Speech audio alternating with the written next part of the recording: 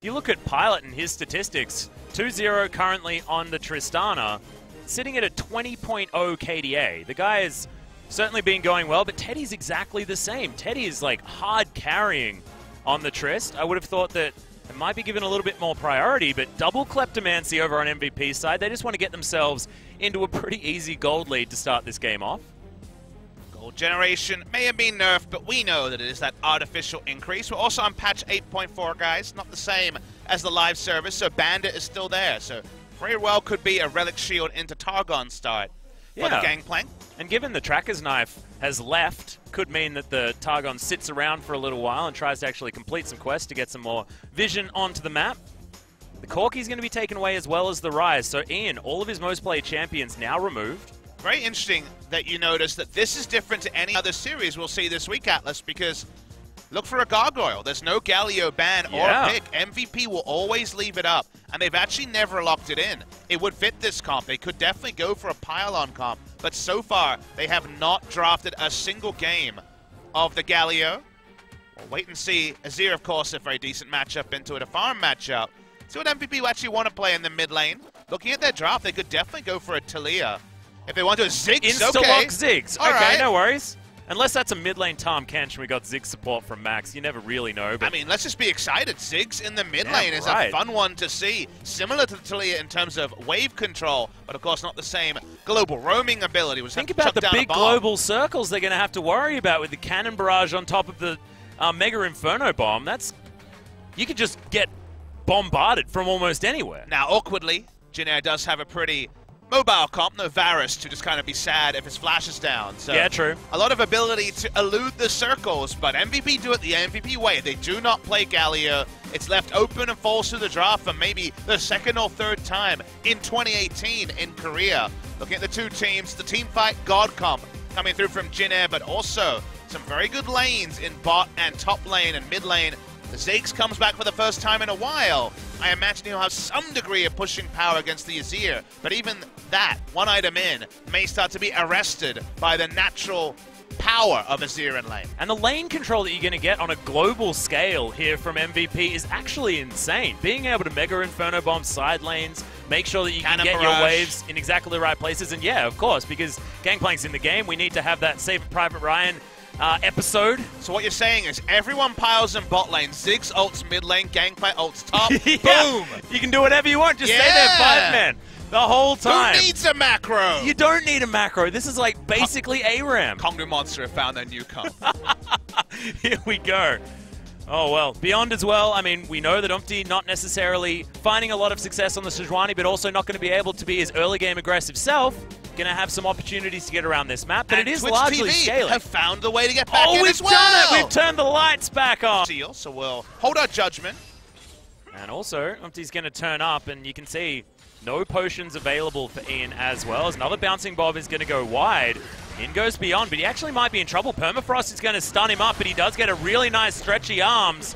And Umpty, he's in trouble. Going to have to flash out of the way. Wraith's here as well. Yeah, not a lot of damage onto these orbs as Wraith's going to turn up. Oh, last second teleport. Not going to be enough. And that's going to be first blood to Jin at 3.5 minutes into the game. Bit of a sleepy start there. I think Beyond was too optimistic of his own tankiness. And the Ziggs damage in the early game is not fantastic either. So they end up giving up a kill. Was very avoidable. Ian hadn't come in with the fact that an item builds well, which is something I'd say about the new death cap as well, is a relevant thing when it comes to the fact that you are limited in how many item slots you have. And I think that's one of the reasons also that we're seeing a Ziggs covet the Archangels. Yeah. I just find it interesting that we're seeing the Ziggs at all. Honestly, we're going to see him potentially lose this blue buff, though. Is Permafrost still on there? I think we're fighting. Yeah, Smite's coming down. In goes Beyond. He's going to get the flash. Kidnap comes Double down. Kidnap. Great position, but it moves him out of all of the damage. And Emperor's Divide's doing massive work.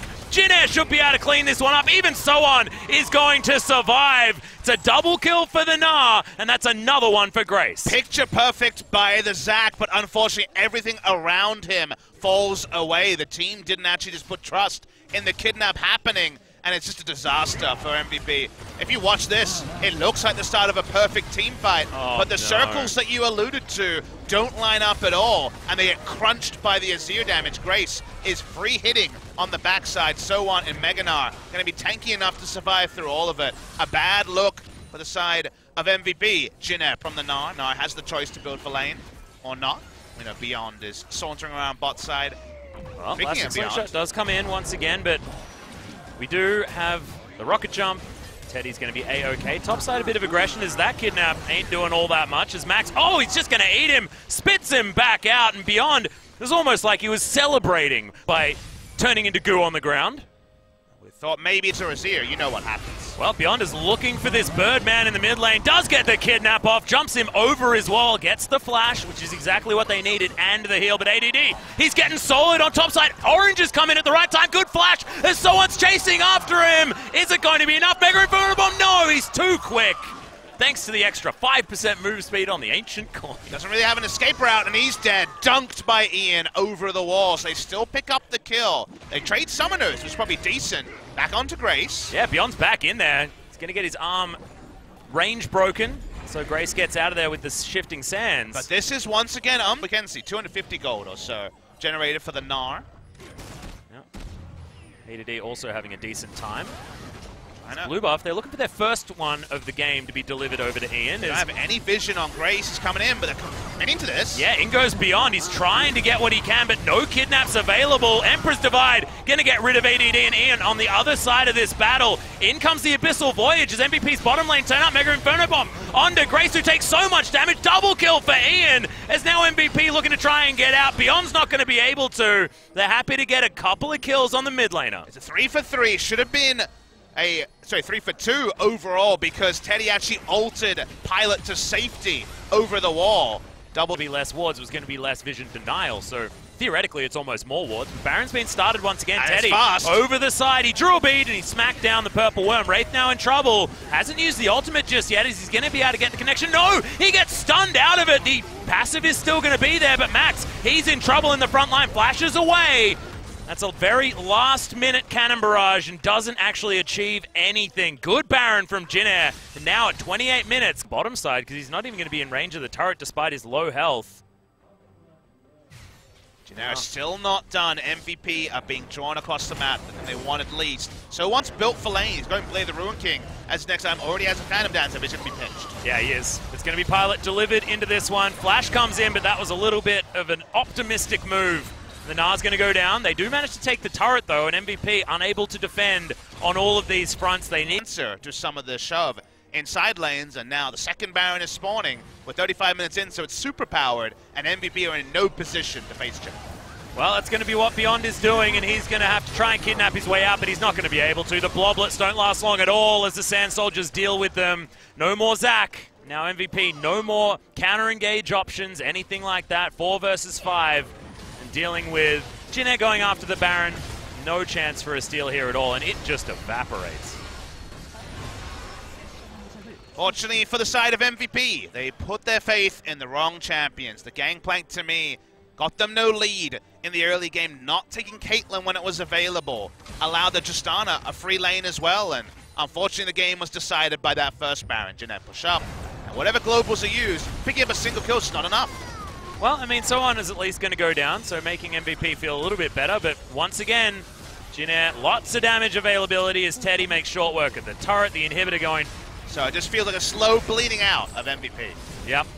A wave clear, just not quite enough. 26 seconds on the Baron should be easily enough as Ian has to flash out of the way. Everyone flashing to escape the damage, but look at that! Sand Soldiers tearing them apart. It's no pentakill for Teddy, but it's definitely a game win as Jinner continue their destruction from their victory 2-0 against Kongdu, and now game 1 against MVP. They're going 3-0 on patch 8.4, and even though MVP, we questioned their draft, no questions about Jinner's draft. It is very patch 8.4. They executed it well. There were concerns around 25 minutes where they couldn't advance their position. But credit to Jinner. They looked for the second Baron sneak, and it seems so obvious when you try to sneak it one time, never go to it again. The second time MVP did not respect it fast enough.